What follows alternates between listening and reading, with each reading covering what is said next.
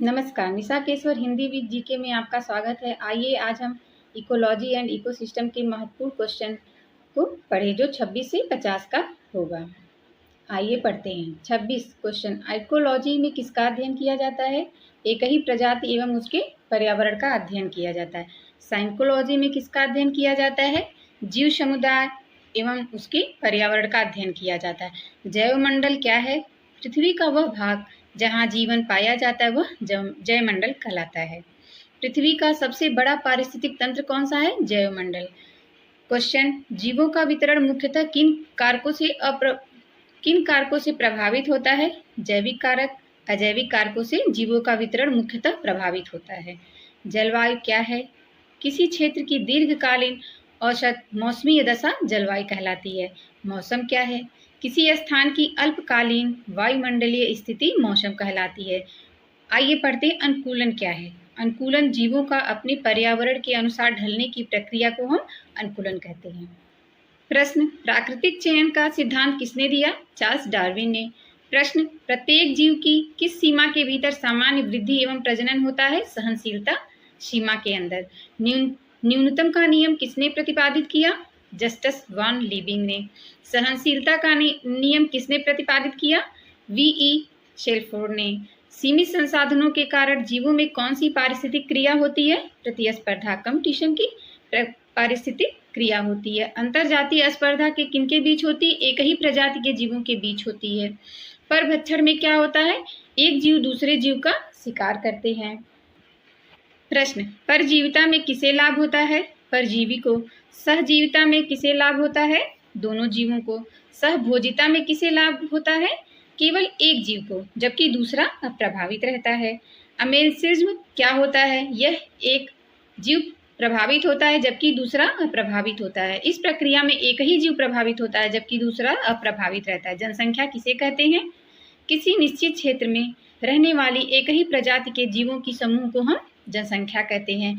जन्म दर का जनसंख्या पर क्या प्रभाव पड़ता है? जनसंख्या बढ़ती रहती है। जन्म दर ज़्यादा बढ़ेगा, जनसंख्या ज़्यादा बढ़ेगी। मृत्यु दर का जनसंख्या पर क्या प्रभाव पड़ता है? इससे जनसंख्या घटती है। मृत्यु दर का जनसंख्या पर प्रभाव पड़ता है, इससे जनसंख्या हमारी घटेगी। अप्रवास का जनसंख्या पर क्या प्रभाव पड़ता है? जनसंख्या बढ़ती है। उत्प्रवास का जनसंख्या पर क्या प्रभाव पड़ता है? जनसंख्या घटती है।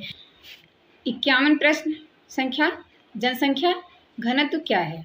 प्रति इकाई क्षेत्र अथवा आयतन में जीवों की जो संख्या होती है उसी के आधार पर जनसंख्या घनत्व बनता है या निकाला जाता है।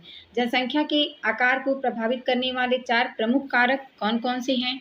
जन्म दर जनसंख्या के आकार को प्रभावित करता है। मृत्यु दर, अप्रवास, उत्प्रवास, ये सब कारक जो हैं जनसंख्या के आकार को प्रभावित करते हैं। जे आकार की वृद्धि किस प्रकार की जनसंख्या वृद्धि को दर्शाती है? घातीय वृद्धि को दर्शाती है। यस आकार की वृद्धि किस प्रकार की जनसंख्या वृद्धि को दर्शाती है? लॉजिस्टिक वृद्धि को दर्शाती है। वहन क्षमता क्या है?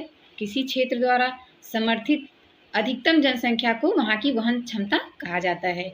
लॉजिस्टिक वृद्धि में वहन क्षमता को किस प्रतीक से दर्शाया जाता है? के प्रतीक से दर्शाया जाता है।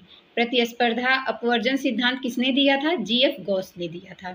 गॉस के सिद्धांत के अनुसार समान नीच वाली 2 प्रजातियां लंबे समय तक कैसी नहीं रह सकती हैं? साथ साथ अस्थायी रूप से वो नहीं रह सकती हैं। प्रश्न, संसाधनों का विभाजन किसे कम करता है? संसाधनों का विभाजन प्रतिस्पर्धा को कम करता है। प्रत्येक जीव का अपना विशिष्ट क्या होता है? पारिस्थितिक नीच होता है। ऊर्जा का प्रवाह किस पोषण स्तर से आरंभ होता है? उत्पादकों से आरंभ होता है।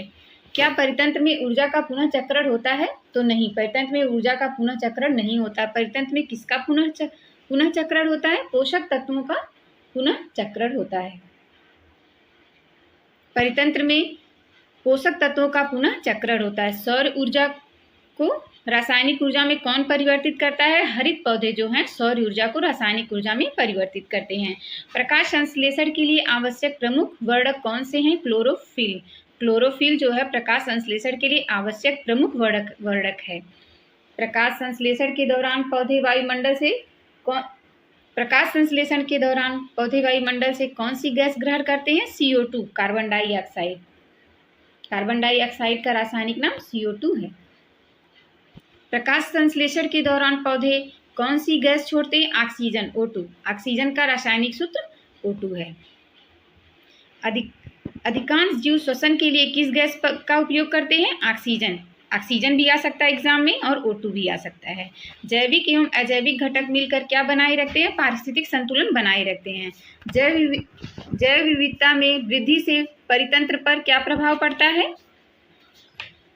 परितंत्र अधिक स्थिर एवं संतुलित बना रहता है। प्राकृतिक संसाधनों का विवेकपूर्ण उपयोग किसका आधार है? सतत विकास का। पर्यावरण संरक्षण का प्रमुख उद्देश्य पारिस्थितिक संतुलन बनाए रखना।